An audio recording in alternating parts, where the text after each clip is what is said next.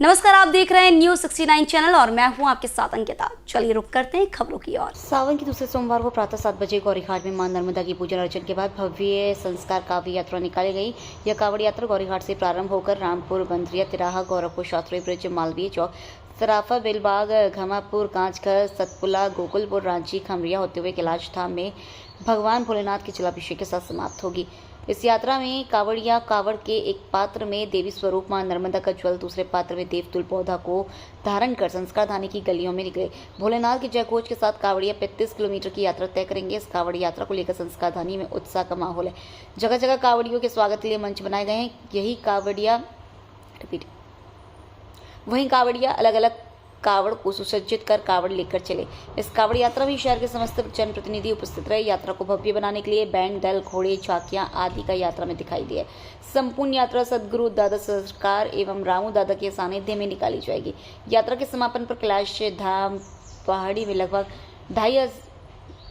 25,000 पौधों का रोपण किया जाएगा। वहीं कावड़िया द्वारा अपने घरों में भी पौधों का रोपण करेंगे। इस यात्रा को लेकर कावड़ियों में उत्साह का माहौल दिखाई दिया। कल रात से ही कावड़िया गौरीघाट पहुंचने लगे थे।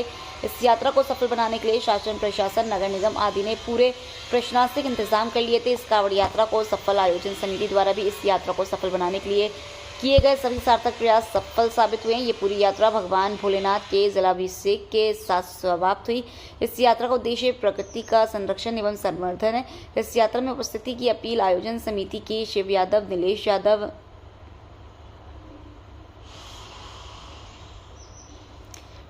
नीलेश रावल, महापौर जगत बहादुर अन्नू, राजेश यादव, देवेंद्र सरीन आदि ने की। जबलपुर से न्यूज़ 69 के लिए वाजिद खान की रिपोर्ट। हर साल ऐसे ही मानता है, ऐसे ही अपने मन से श्रद्धा से जाते हैं। मुझे अच्छा लगता है ये सब करने में। बम बोले।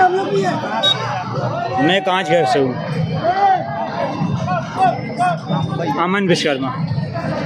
कहना क्या है कि हे नाजुक बदन, हम भी तो साथ सफ़र करते हैं। माई नर्मदा जी का जल लेके किला धाम की ओर सफ़र करते हैं। सब भाई को नमन करते हैं। हम प्रेमनगर पेपरिया से आए हुए हैं और ये हमारी कांवर संस्कार कांवर यात्रा भैया जी सरकार पुजवादरनी गौरीघाट के हम भी करते चले जा रहे हैं और साथ में जनता। फिर कहना क्या है, राम नाम की लूट है, लूटत बने से लूट। और माई नर्मदा जी का जल नहीं जा रहा तो प्राण जाएंगे छूट। हर हर महादेव तो घर घर महादेव।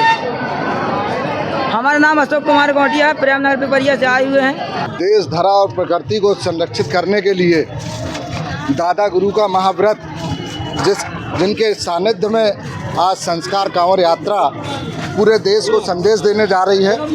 जहां एक तरफ इतनी बड़ी महामारी के बाद उभरा यह देश आज आगे कोई महामारी ना हो और पूरे देश को संक्रमण से बचाया जा सके, तो उसके लिए दादा गुरु का यह महाव्रत चल रहा है। और आज हम साक्षी हैं, मां नर्मदा की पूजा आराधना के बाद मटामर धाम तक हम सब लोग पदयात्रा के रूप में चल रहे हैं और देव रूप में वृक्ष की पूजा कर रहे हैं और मां नर्मदा की आराधना के साथ हम चल रहे हैं।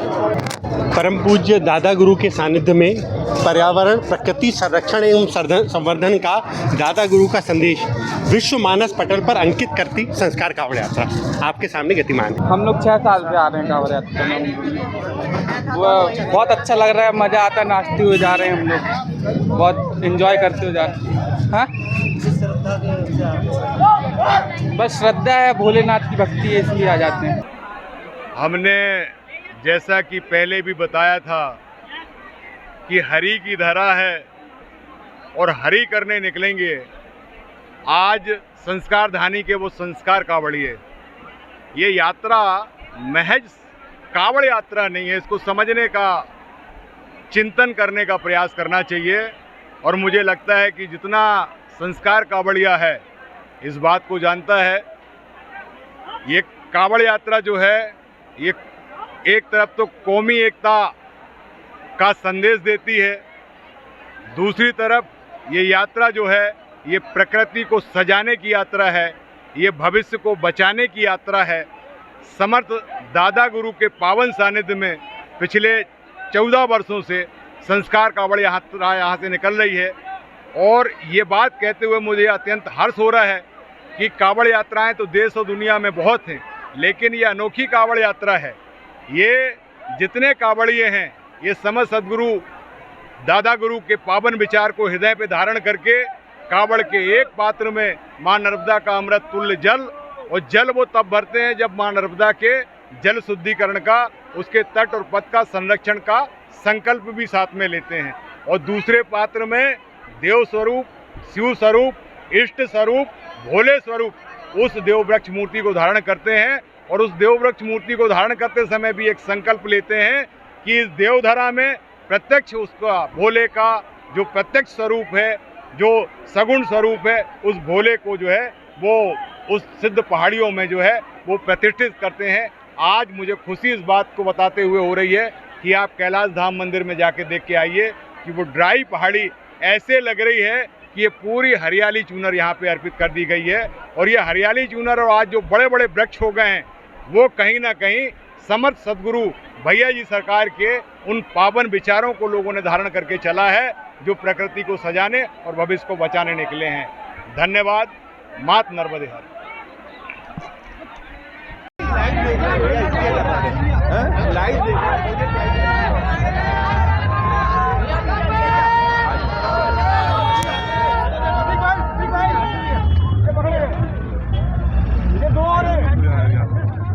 थोड़ा दूरी रखो भाई, दूरी रखो थोड़ा। एक मिनट जी भाई साहब, ले लो छोड़ दो जी। संस्कार दानी की ऐतिहासिक कांवड़ यात्रा है, आप भी शामिल हुए हैं, क्या कहेंगे? बहुत अद्भुत है, लोगों की आस्था देखकर मन आनंदित हुआ है। यही हमारे देश की विशेषता है। हमारे यहाँ संस्कार, संस्कृति, धर्म, अध्यात्म यही देश की पहचान है। और मुझे बहुत अच्छा लग रहा है संस्कारधारी में पिछले 10-15 साल से ये संस्कार कांवड़ यात्रा निकल रही है। हजारों की संख्या में लोग आते हैं और यही हमारी जो एकात्मता का संदेश देते